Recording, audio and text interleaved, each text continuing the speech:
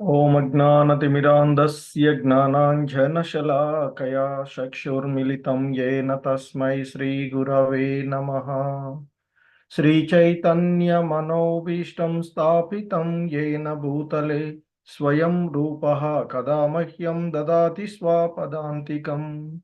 वन्देऽहं श्रीगुरो श्रीयुतपदकमलं श्रीगुरून् वैष्णवांश श्रीरूपं साग्रजातं सहगण रघुनाथान्वितं तं सजीवं साद्वैतं सावधूतं परिजनसहितं कृष्णचैतन्यदेवं श्रीराधाकृष्णपादान् सहगण ललिता श्रीविशाखान्वितांश नमा ओं विष्णुपादाय कृष्णप्रेष्ठाय भूतले श्रीमते भक्तिवेदांत स्वामिनिति नामिने। नमस्ते सारस्वती देवे गौरवाणी प्रचारिणे निर्विशेष शून्यवादी पाश्चात्य देशतारिणे।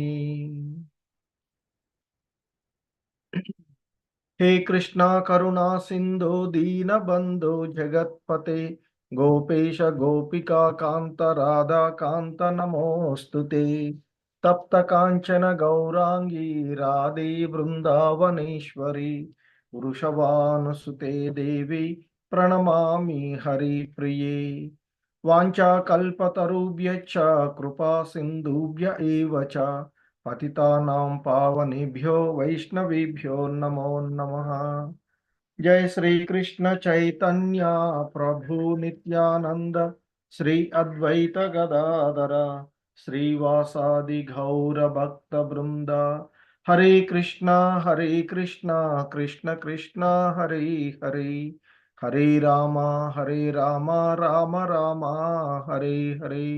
हरे कृष्णा कृष्ण कृष्ण हरे हरे हरे राम राम राम हरे हरे। హరే కృష్ణ. సో ఈరోజు భక్తి సదాచార క్లాస్కి మీ అందరికీ కూడా ఇస్కాన్ శ్రీ శ్రీ రాధా గోవింద ఆలయము మంగళూరు కర్ణాటక తరపున స్వాగతం తెలియచేస్తూ ఉన్నాము.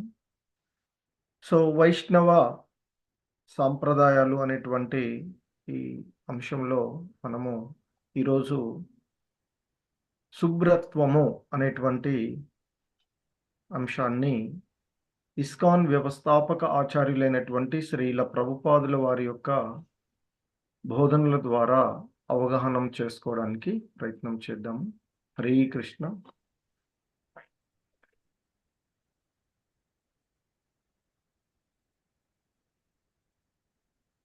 సో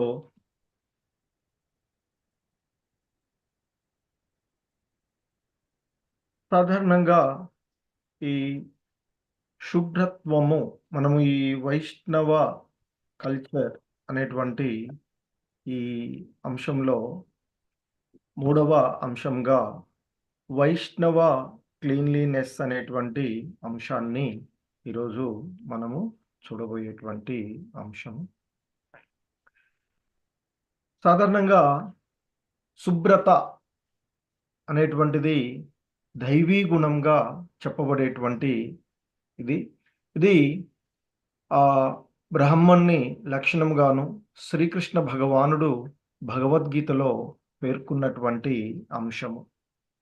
ఎందుకంటే శ్రీల ప్రభుపాదుల వారు చెప్తూ ఉంటుంటారు, so you cannot neglect because outside unless means inside also you will see unclean అని చెప్తూ ఉన్నటువంటి అంశం.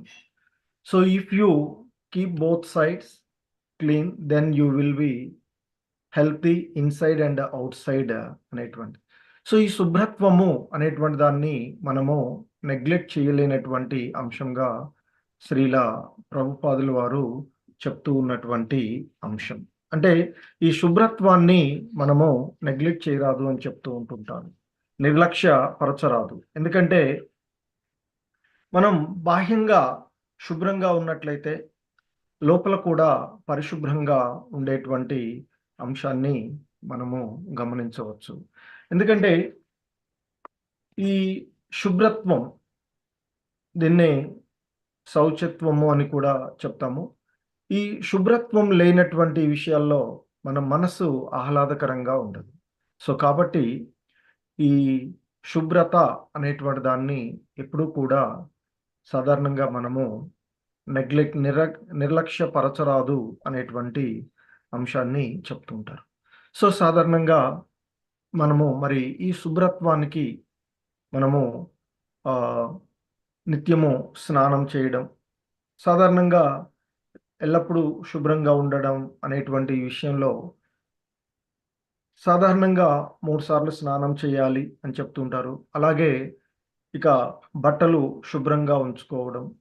అలా ఉన్నప్పుడు మనసు కూడా శుభ్రంగాను, అలాగే ఇక బాహ్యంగా ఉన్నప్పుడు శరీరం శుభ్రంగా ఉన్నప్పుడు జరిపేటువంటి కార్యకలాపాలన్నీ కూడా శుభ్రంగా ఉంటాయని, అలాగే కోరిక, ఆలోచించేటువంటి విధానం అన్నీ కూడా శుభ్రంగా ఉండి ఎటువంటి కల్మషాలు లేకుండా ఉంటాయి అనేటువంటి విషయాన్ని మనకి ఇక్కడ తెలియచేస్తూ ఉన్నటువంటి. సో సాధారణంగా మనము బాహ్యంగా ఈ శుభ్రత్వాన్ని చూసినట్లయితే అంటే ఈ దేహాన్ని శుభ్రపరచుకునేటువంటి విషయంలో స్నానము ఆచరించడం ద్వారా మనము ఈ శుభ్రత్వాన్ని పొందుతూ ఉంటాం. మరి ఈ శుభ్రత్వము అనేటువంటిది 2 రకాలుగా చెప్తారు. బాహ్యము మరియు అంతర్గతం. మరి బాహ్యం అంటే మనకి తెలుసు, మలినాలు ఏ విధంగా వాతావరణం నుండి కానీ ఇవన్నీ కానీ వచ్చి పడుతూ ఉంటాయి. మరి అంతర్గతంగా మనలో ఏర్పడేటువంటి మాలిన్యం ఏంటి అంటే, మనము ఆచరించేటువంటి కర్మల ద్వారా మన హృదయంలో మాలిన్యం చేకూరుతూ ఉంటుంటుంది. సో మరి ఆ హృదయ మాలిన్యాన్ని తొలగించుకోవడానికి మనము మనకి ఉన్నటువంటి ఈ కలియుగంలో మనకున్నటువంటి అంతర్గతంగా శుభ్రపరచడానికి ఎన్నెన్నో జన్మల నుండి కోటాను కోట్ల జన్మలు, ఈ సృష్టిలో ఉండేటువంటి 84 లక్షల జీవజాతులలో మనము ఎన్నెన్నో జన్మలెత్తి ఎన్నెన్నో కర్మలను ఆచరిస్తూ చివరికి ఈ ఉన్నతమైనటువంటి మానవ జన్మ పొందినటువంటి స్థితి. సో సాధారణంగా మనకి ఈ జీవులలో, ఈ సృష్టిలో ఉండేటువంటి 84 లక్షల జీవజాతుల్లో మానవ జన్మ ఉన్నతమైనటువంటిది అని చెప్తారు.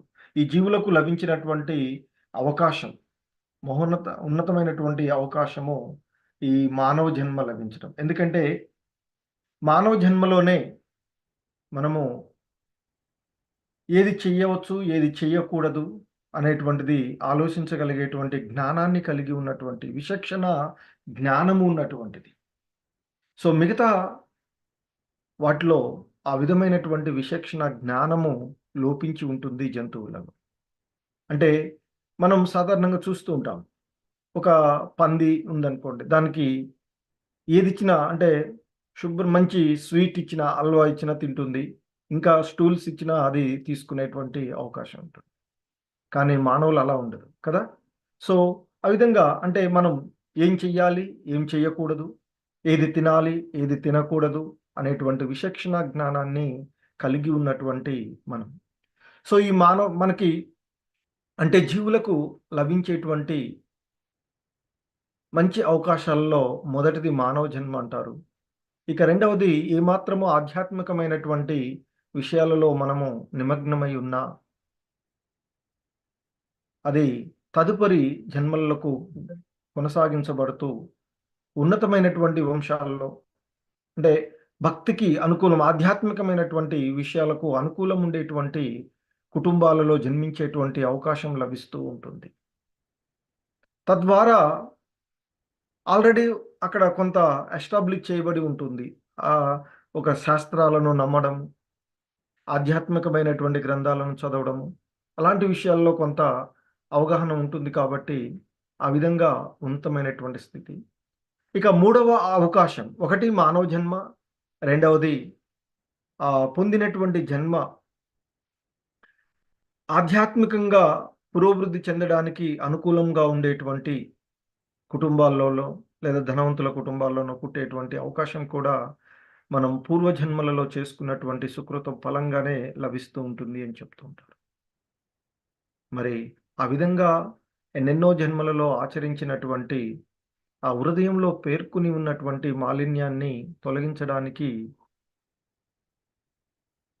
ఆధ్యాత్మికంగా వృద్ధి చెందడానికి, అంతర్గతంగా శుద్ధి పొందడానికి మనకున్నటువంటి తరుణోపాయము హరే కృష్ణ మహామంత్ర జపం. హరే కృష్ణ హరే కృష్ణ కృష్ణ కృష్ణ హరే హరే, హరే రామ రామ రామ హరే హరే అంటూ ఆ భగవంతుని యొక్క నామాన్ని స్మరించడం ద్వారా నిరంతరం ప్రతిరోజు కూడా స్మరించడం ద్వారా అంతర్గతంగా శుభ్రపడుతూ ఉంటుంది అని చెప్తూ ఉంటారు. తద్వారా ఆధ్యాత్మికంగా పురోభివృద్ధి చెందడానికి. అందుకే మనకి ఇస్కాన్‌లో కనీసం దీక్ష తీసుకున్నటువంటి వాళ్ళు 16 మాలల జపం చేయాలి రోజు అనేటువంటి కనీసం అది. హరే కృష్ణ కృష్ణ కృష్ణ హరే హరే, హరే రామ రామ రామ హరే హరే అంటూ అలా 108 సార్లు చేస్తే ఒక మాల అవుతుంది. అలా అంటివి సో 16 సార్లు అంటే ఇక్కడ సో ఆ మంత్ర జపం చేయడం వల్ల ఆ హృదయంలో పేర్కొన్నటువంటి ఎందుకు మరి డైలీ చేయాలి అంటే, మనం డైలీ స్నానం బాహ్యంగా చూస్తూ ఉంటాం. చేయలేదనుకోండి ఎలా ఉంటుందో తెలుస్తుంది కదా! సో అలాగే లేదా ఒక వస్తువుని ఎక్కడైనా పడేసి వదిలేసామనుకోండి, దానిపైన దుమ్ము, ధూళి పేరుకుపోతూ ఉంటుంది. సో అలాగే హృదయంలో కూడా అంతర్గతంగా మాలిన్యాలను తొలగించుకోవడానికి ప్రతిరోజు కూడా హరే కృష్ణ మహామంత్రాన్ని భగవన్నామస్మరణ చేస్తూ ఉన్నట్లయితే ఆ హృదయ మాలిన్యం ఒక శుభ్రమైన వస్త్రంతో తుడిచేసినట్లుగా తొలగిపోతూ ఉంటుంది మన హృదయాల్లో ఉండేటువంటి మాలిన్యం. తద్వారా ఆ భగవంతుని ఆధ్యాత్మిక వైపు చింతనం కలుగుతుంది అని చెప్తారు. సో ఈ ఆధ్యాత్మిక చింతనకి, ఆధ్యాత్మిక విషయాల్లో శుభ్రత అనేటువంటిది చాలా ప్రముఖమైనటువంటి విషయం. శ్రీల ప్రభుపాదుల వారి మాటల్లో చెప్పేటువంటి cleanliness is next to the God అని చెప్తారు. సో భగవంతుని తర్వాత మనం అంత ప్రాముఖ్యత ఇవ్వవలసినటువంటిది పరిశుభ్రత, శుభ్రత్వానికి. సో ఈ శుభ్రత్వము మనం చెప్పుకున్నాం అంతర్గతంగా, బాహ్యంగా మనకి ఉండేటువంటి అవకాశం. సో కాబట్టి శ్రీల ప్రభుపాదులు వారు చెప్తూ ఉంటారు. ఇలా శుభ్రతని అంటే బాహ్యంగాను, అంతరంగాను శుభ్రపరచుకోవడం ద్వారా మనము ఆహ్లాదకరంగా ఉండేటువంటి అవకాశాన్ని చెప్తూ ఉంటారు. సో కాబట్టి ఇంతకుముందు చెప్పినట్లుగా అంతర్గతంగా శుభ్రత్వాన్ని పొందడానికి ఆ భగవంతుని నామజపం చేయాలి. అలా జపం చెయ్యలేకపోతే మనకి ఆధ్యాత్మికంగా వృద్ధి చెందేటువంటి అవకాశం ఉండదు అని చెప్తూ ఉంటుంటారు. అలాగే ఇంకా అయినా మనకి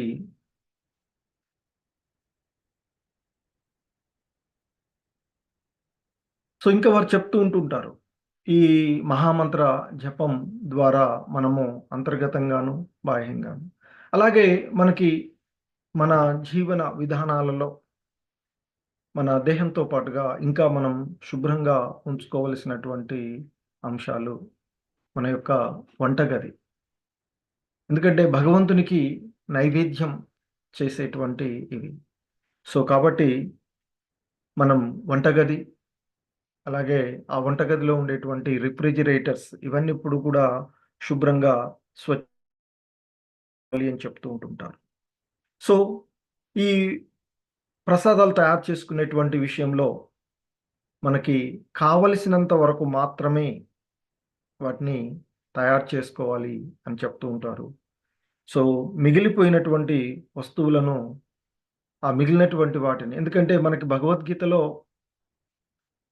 అని చెప్తారు. 3 గంటల కంటే ముందు తయారు చేసినటువంటి పదార్థాలు, పాచిపోయినటువంటి పదార్థాలు, అవి తమోగుణ స్వభావాలను పెంచుతాయి అనేటువంటి విషయం. సో, కాబట్టి ఇక్కడ మనము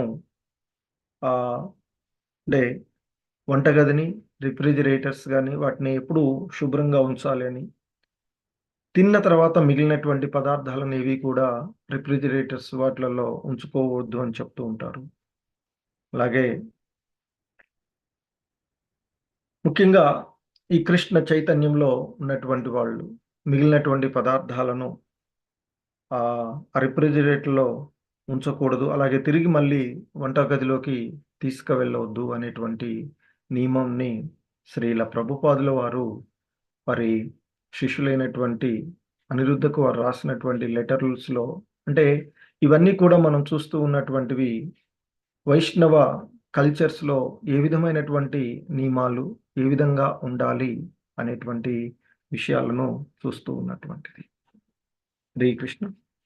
అలాగే ఒకసారి ఒక సందర్భంలో శ్రీల ప్రభుపాదుల వారు ఉదయం పూట ఆ బ్రేక్‌ఫాస్ట్ చేస్తూ ఉన్నటువంటి సందర్భంలో వారు ఒకసారి ఆహ్, పండ్ల ముక్కలను నేరుగా ఆ సాల్ట్ పాత్ర ఏదైతే ఉందో ఉప్పు ఉన్నటువంటి ఆ గిన్నెలో ముంచుతారట. ఆ తర్వాత ఇక ఆ మిగిలినటువంటి సాల్ట్ ఏదుందో అక్కడే ఉన్ పెట్టేస్తారట. సో, ఆయన శిష్యులైనటువంటి వారు హ్మ్. సో, హరి సౌరిదాస్ అనేటువంటి వారి యొక్క శిష్యులు చెప్తున్నటువంటి విషయం ఇక్కడ. సో, అయితే దాన్ని మరలా ఉపయోగించుకోవచ్చు కదా! అని చెప్పేసి తీసి పక్కన పెడతాడట. అది గమనించినటువంటి శ్రీల ప్రభుపాదుల వారు ఆయన్ని మందలించడం జరుగుతూ ఉంటుంది. ఎందుకంటే ఒకసారి ఉపయోగించి అంటే మనం తింటూ ఉన్నప్పుడు పట్టుకున్నటువంటి ఏది కూడా తిరిగి మళ్ళీ వాటిని మరలా తయారు చేసుకునేటువంటి మరలా తీసుకోవడానికి ఉపయోగించవద్దు. సో, కాబట్టి ఈ విధంగా మన ఆహారాలు తీసుకునేటువంటి విషయాల్లో కూడా చాలా జాగ్రత్తగా ఉండాలి అనేటువంటి విషయాన్ని వారు మనకిక్కడ తెలియచేస్తూ ఉన్నటువంటిది. అలాగే ఇంకా ఈ శుభ్రత్వం ఇక్కడ ఆయన ఒకసారి ఆహ్, శ్రీల ప్రభుపాదుల వారు రాసినటువంటి లెటర్స్‌లో ఈ వైష్ణవ జీవన విధానాన్ని పాటిస్తూ ఉన్నప్పుడు ఖచ్చితంగా నియమాలు, నిబంధనలు ఏవైతే ఉన్నాయో వాటన్నిటిని ఖచ్చితంగా పాటించాలి అని చెప్తారు.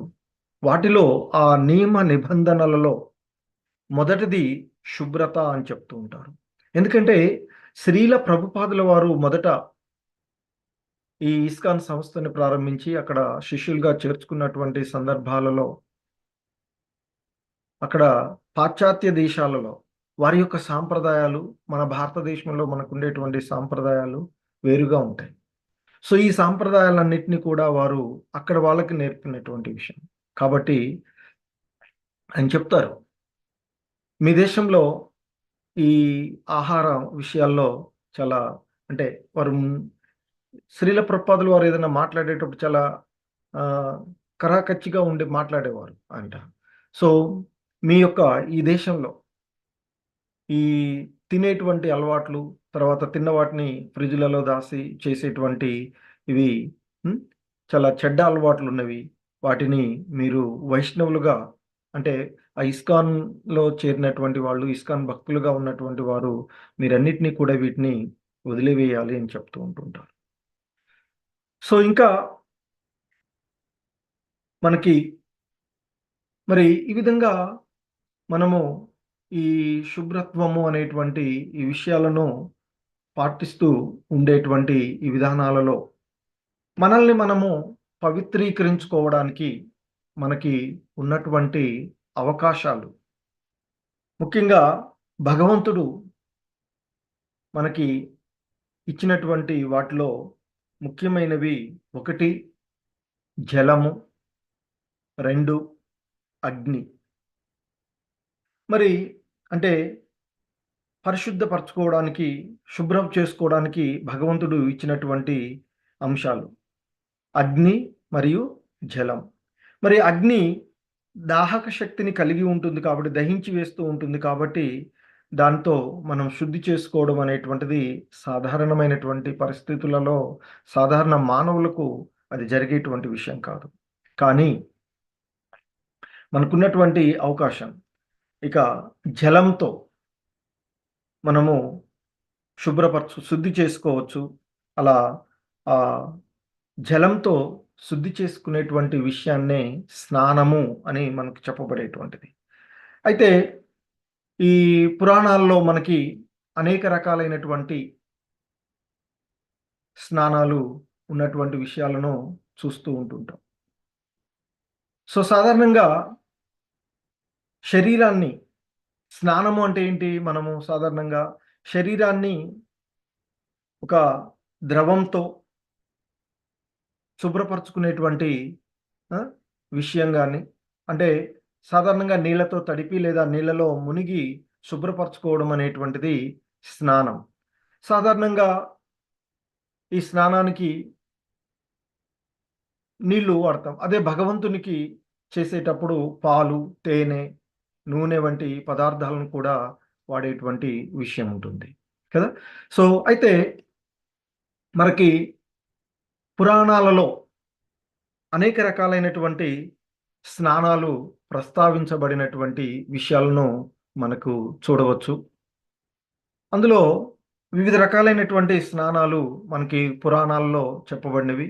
అందులో ఒకటి మంత్ర స్నానము, 2 భౌమ స్నానము, 3 ఆగ్నేయ స్నానము, వాయువ్య స్నానము, దివ్య స్నానము, వారుణ స్నానము, మానస స్నానము అనేటువంటి వివిధ రకాలైనటువంటి స్నానాలు మనకి పురాణాల్లో గోచరిస్తూ ఉంటుంటాయి.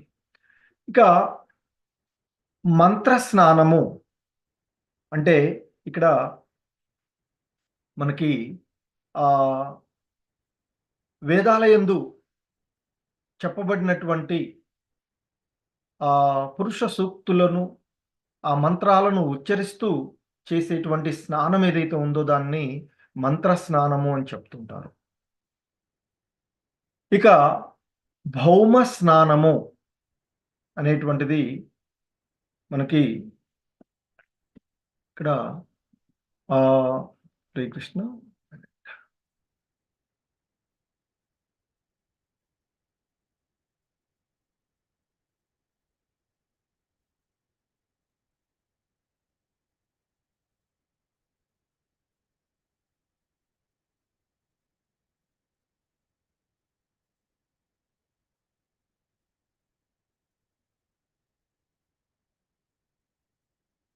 సో, మనకి వివిధ రకాలైనటువంటి స్నానాలు గురించి ఇక్కడ మనకి చెప్పబడినటువంటి అంశాలు ఉన్నవి.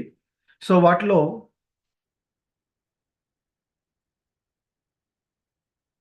హరే కృష్ణ.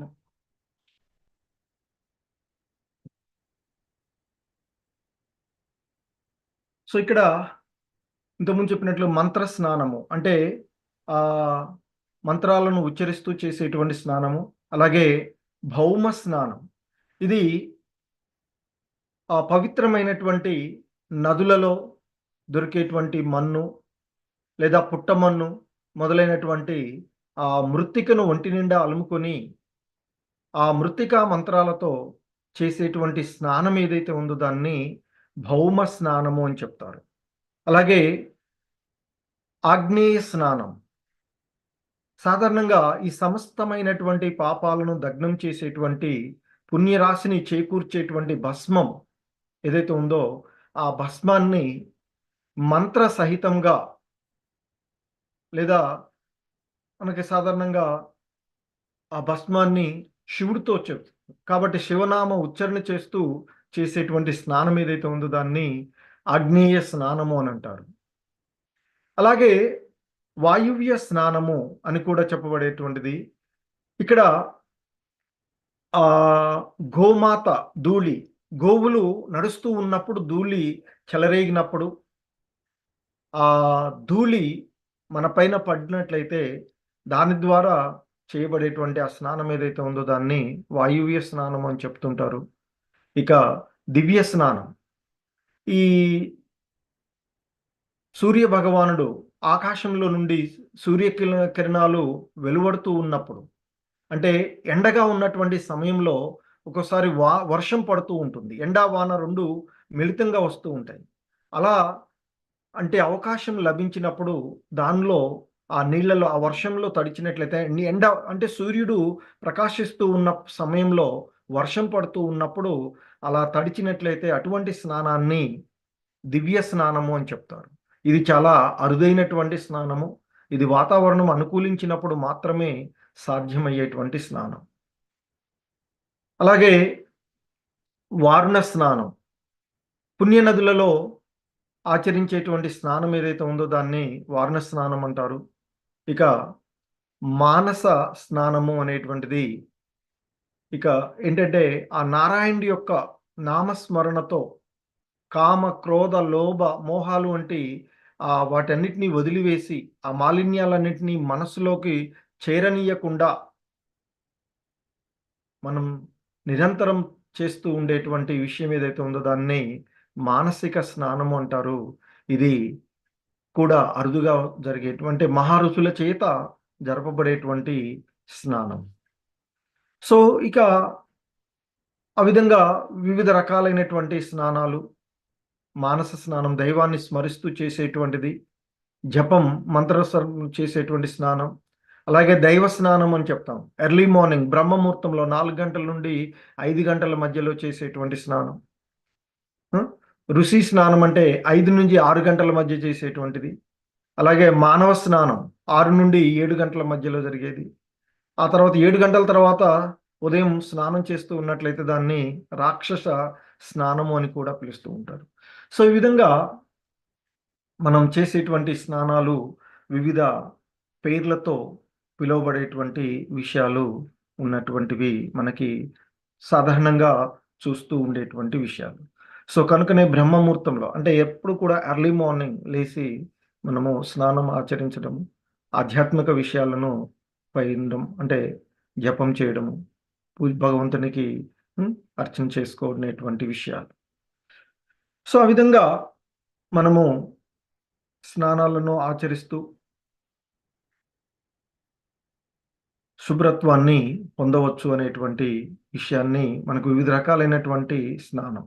సాధారణంగా మనము ఈ చూస్తూ ఉన్నట్లయితే పవిత్ర నదులలో చేసేటువంటి స్నానం. యమున, గంగా వంటి పవిత్రమైనటువంటి నదులలో, అలాగే తీర్థస్థానాల్లో చేసేటువంటి స్నానాలు. ఒకవేళ అలా నదులు, పవిత్రమైనటువంటి నదులు, తీర్థస్థానాల్లో వీలు కానప్పుడు కాలువలలో చేసేటువంటి లేదా సరస్సులలో లేదా జలపాతాల దగ్గర లేదా చివరికి శుభ్రమైనటువంటి నీటి దగ్గర చేసేటువంటి స్నానము మనకి చెప్తూ ఉండేటువంటి విషయాలు. అయితే మనం మరి ఎప్పుడెప్పుడు ఏ విధమైనటువంటి శుభ్రత్వాలను ప్రదర్శిస్తూ ఉండాలి అనేటువంటి దానికి ఇక్కడ మనకి